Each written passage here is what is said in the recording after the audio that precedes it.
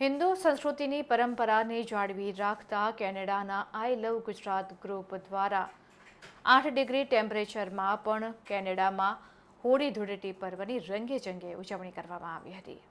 હિન્દુ સંસ્કૃતિના પ્રેમી આઈ લવ ગુજરાત ગ્રુપના સભ્યોએ કેનેડામાં ભર શિયાળે 8 ડિગ્રી પ્લસ વાતાવરણમાં પણ ભારતીય સંસ્કૃતિ પ્રત્યે પ્રેમ અને લગાવનું ઉદાહરણ પૂરું પાડતા તમામ સભ્યોએ કેનેડામાં હોળી ધૂળેટી પર્વની ઉજવણી કરી હતી.